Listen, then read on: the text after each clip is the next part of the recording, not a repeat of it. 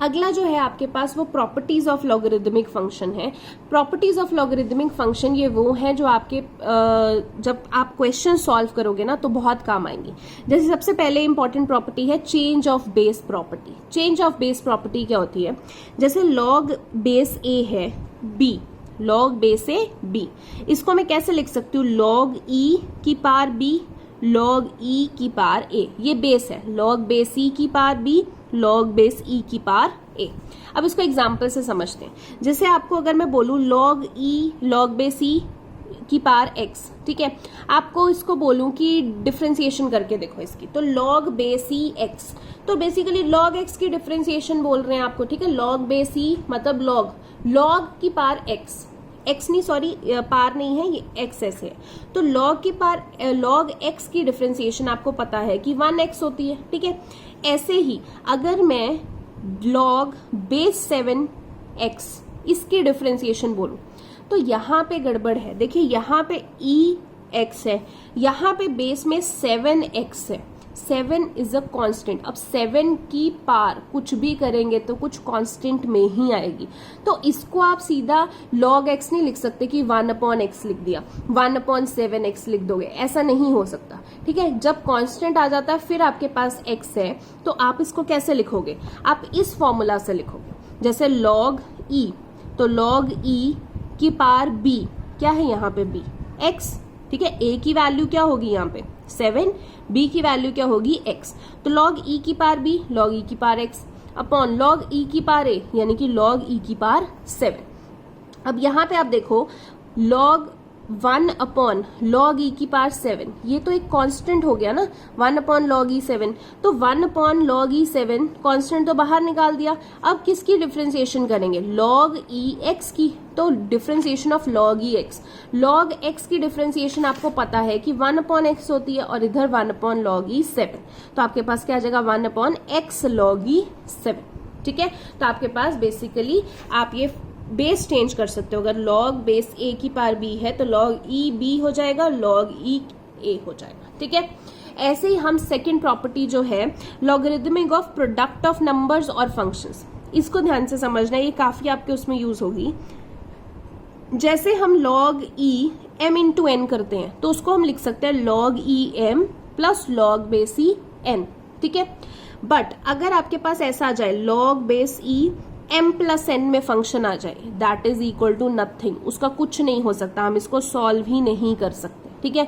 अब ये चीज क्या होगी मैं आपको जब क्वेश्चंस आएंगे उसमें से आपको एक्सप्लेन करूंगी कि क्या मतलब है। ये आपका फॉर्मूला है, आपने याद रखना है। ये बच्चे गलती से कर देते हैं, log m प्लस n में आएगा फिर उसको सॉल्व करना चाहते हैं तो सॉल्व नहीं हो सकता। हम log e m into n को सॉल्व करके log m plus log n लिख सकते हैं, but log m plus n को सॉल्व नहीं कर सकते, it is equal to nothing. ऐसे अगर हम करें log e m divided by n तो हम उसको लिख सकते हैं log base e m minus log base e n, but अगर मैं इसको यही करूं कि log base e m minus n हो तो वो भी नथिंग होगा, क्योंकि इस चीज को हम सॉल्व नहीं कर सकते हैं, this thing doesn't exist in logarithmic, तो आप इसको नहीं सॉल्व करोगे। ये कॉमन गलतियां हैं जो बच्चे करते हैं, ठीक है। डिवाइड हो सकता है, मल्टीप्लाई हो सकता है, तो उसको आप सॉल्व कर सकते हो, प्लस या माइनस को log में आप नहीं सॉल्व कर सकते, ठीक है।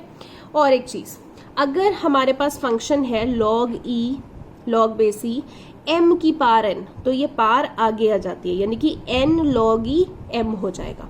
जैसे अगर मैं लिखूं log e raise to power 4, ठीक है, तो इसको 2 log e 2 लिख सकती हूँ। कैसे अब आप बोलोगे, मैं इसको ऐसे लिख सकती हूँ log e 2 को क्या लिख सकती हूँ, स्क्वायर का स्क्वायर, तो log e तो बेसिकली बेस है, 2 का 2 स्क्वायर का स्क्वायर, तो ये 2 आगे आ जाएगा 2 log e 2, ठीक है। अब यहाँ पे एक और चीज, log बेस e इसकी वैल्यू 1 होती है, log बेस 10 1 वैल्यू होती है, log बेस a 1 वैल्यू होती है। ये तीनों चीजें आपने याद रखनी है, ये आपके काम आएगी, ठीक है। यहाँ पे कंडीशन क्या है, ये जो बेस है it should be greater than 1 and जो ये है the number should be positive, ठीक है। e log e 5, अब इसका आंसर 5 होगा, मतलब जब भी e के पावर में log e कुछ भी लिखा हो तो उसका आंसर वही होगा। जैसे अगर मैं लिख दूं e log e x square, ये लिख दूं तो आंसर क्या हो जाएगा एक्स स्क्वायर। जैसे e log e 5 था तो आंसर 5, e के पावर में लॉग करके कुछ भी होगा तो आंसर वही आ जाएगा। ठीक है, तो ये आपके कुछ फंक्शंस हैं जो आपको याद रखने पड़ेंगे। देखो लॉग करना है ना तो थोड़ी सी प्रॉपर्टीज इसकी याद रखनी पड़ेंगी, जो अभी मैंने प्रॉपर्टीज बताई हैं। Change of base of property, एक मल्टीप्लाई अगर आए तो लॉग कैसे करना है, डिवाइड आए तो लॉग कैसे करना है, प्लस लॉग पावर में आए तो पावर आगे आ जाती है तो आपने ऐसे लिखना है, लॉग बेस ई 1 होता है, लॉग बेस 10 1 होता है, लॉग बेस ए 1 होता है। ठीक है, और e की पावर में अगर लॉग आ जाए तो जो फंक्शन साथ में होगा वही आपका आंसर आ जाएगा। ठीक है, अब इसी के बेसिस पे जो हमने अभी सीखा है, अब हम एक्सरसाइज 5.5 करेंगे। ठीक है, अब 5.5 का फर्स्ट क्वेश्चन देखो, अगर आपको दिया हुआ है differentiate the functions with respect to x. अब दिया तो वही है ना कि डिफरेंशिएशन करनी है, अब आपको कहीं नहीं बोला है कि आप इसको लॉग लेके कीजिए,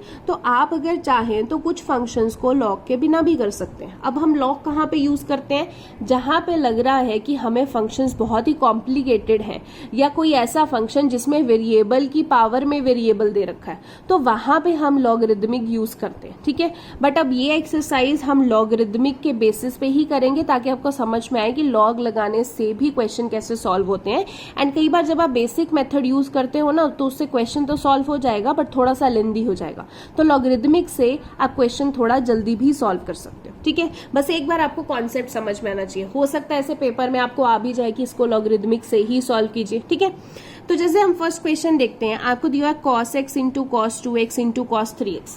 अब देखा जाए तो हम इसको ऐसे भी कर सकते हैं कि प्रोडक्ट रूल लगा दे। ठीक है, अब 3 टर्म्स का प्रोडक्ट रूल भी होता है। ठीक है, ddx of 1 into 2 plus ddx of 2 into 3 plus ddx of 3 into 1। ठीक है, तो वो भी होता है, तो आप ऐसे कर सकते हैं। बट अगर मैं इसको 2 टर्म्स भी मानना चाहती हूँ तो मैं इन दोनों को 1 मान सकती हूँ, इसको 1 मान सकती हूँ, तो इसको 1 यूनिट इसको 2 यूनिट प्रोडक्ट रूल लगा सकती हूँ, वैसे भी कर सकती हूँ। बट अब मैं लॉगरिदमिक से करके दिखाऊंगी। आपको 3 चीजें दिख रही हैं, आपको लग रहा है कि थोड़ा सा अलग सा फंक्शन है। लॉगरिदमिक जब लगाना है या तो आप लिखिए taking log on both side या फिर applying log on both side, कभी भी आप multiplying log on both sides नहीं लिखेंगे। ठीक है, so applying log on both side या taking log on both side. इस फंक्शन को मैंने y मान लिया, इधर इसको करेंगे तो log y is equal to log, ये तीनों फंक्शंस पे log लग जाएगा, तीनों से ही साथ में होगा। ठीक है, अब देखो log y तो एज इट इज आ गया। अब log यहाँ पे मैंने आपको एक बताया था जो log m इंटू n होता है, फॉर्मूला बताया था। log m इंटू n का फॉर्मूला क्या होता है, log m plus log n। ठीक है, अब यहाँ पे log 1 2 3 टर्म्स प्लस हो रही हैं, तो कोई बात नहीं, तीनों टर्म्स को इंडिविजुअली लिख देते हैं। जैसे log e m into n, वो होता है log m plus log base e n। ठीक है, तो यहाँ पे 3 टर्म्स है तो 3 टर्म्स को प्लस कर देते हैं, log बेस ई cos x, log cos 2x plus log cos 3x, तीनों को प्लस करके लिख दिया। ये तभी हो सकता है जब फंक्शंस मल्टीप्लाई हो रहे हैं, इंडिविजुअल लिख दिया, log cos x, log cos 2x, log cos 3x, इधर log y आ गया। अब जब आपने अलग कर दिया है, अब क्या करनी है, differentiation, differentiate with respect to x। जब मैं log y की डिफरेंशिएशन करूंगी तो देखो log y, बेसिकली अभी तक तो हमने log x की डिफरेंशिएशन पढ़ी है, log x की डिफरेंशिएशन होती है 1/x, तो log y की क्या हो जाएगी 1/y। फिर y जिसको हमने माना तो उसकी भी डिफरेंशिएशन करनी पड़ेगी, तो y की डिफरेंशिएशन क्या हो जाएगी, dy/dx इज इक्वल टू, अब इधर log x की डिफरेंशिएशन क्या होती है 1/x, यानी कि 1/cos x।